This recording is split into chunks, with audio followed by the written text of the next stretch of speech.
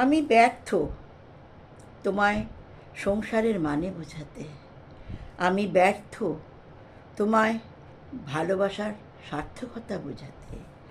আমি ব্যর্থ তোমায় প্রেমিকার মন বোঝাতে। তুমিও কি ব্যর্থ প্রেমিকার মন বুঝতে বা প্রেমিক হিসাবে? আমি ব্যর্থ তোমায় স্নেহের বন্ধন বোঝাতে।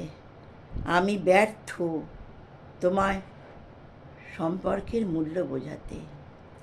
আমি ব্যর্থ পারস্পরিক বোঝাপড়া বোঝাতে। আমি ব্যর্থ জীবনে স্বার্থত্যাগের প্রয়োজন বোঝাতে। আমি তো তোমায় বুঝি, কিন্তু তুমি বোঝো না আমায়। ভালোবাসার সত্যিই কোনো মানে কি বোঝো তুমি? তুমি হয়তো ভালোবাসার মানে বলতে বোঝো কিছু উপহার দেওয়া, কোনো ভালো রেস্টুরেন্টে খেতে নিয়ে যাওয়া, বা কচ্ছিৎ কোথাও ঘুরতে নিয়ে যাওয়া।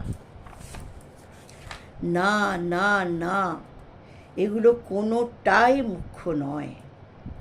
এগুলো হয়তো জীবনে চলার পথে খুব প্রয়োজন, কিন্তু না পেলেও খুব একটা ক্ষতি নেই।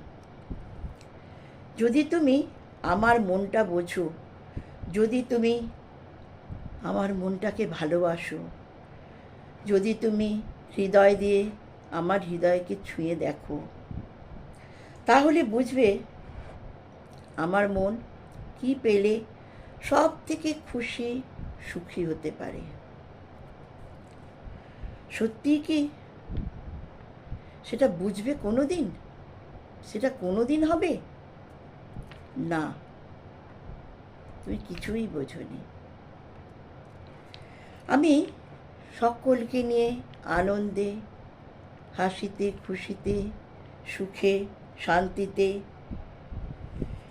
বাঁচতে চাই।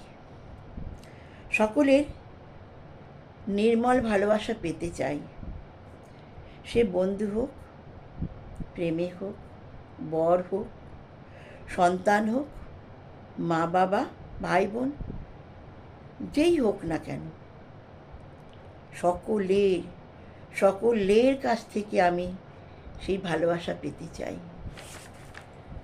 তুমি সেটুকুও বুঝলে না, তাই আমি আজ ব্যর্থ নারী হয়েই রয়ে গেলাম। হয়তো জীবনের শেষ চোখ বুঝব ব্যর্থ নারীর তকমা মনে নিয়ে। বিফল মনোরথ হয়ে শেষ বিদায় নেব। চিতার লেলিহান দীপশিখা অট্টহাসিতে ফেটে পড়বে, বলবে, তুমি সেই ব্যর্থ নারী, ব্যর্থ নারী, ব্যর্থ নারী। যদি পারো শেষ সময় এই ভয়ঙ্কর পরিস্থিতি থেকে আমাকে মুক্তি দিও, যেন সেই প্রজ্বলিত লেলিহান দীপশিখা বলে, তুমিই সার্থক নারী, তুমি ব্যর্থ নারী নও।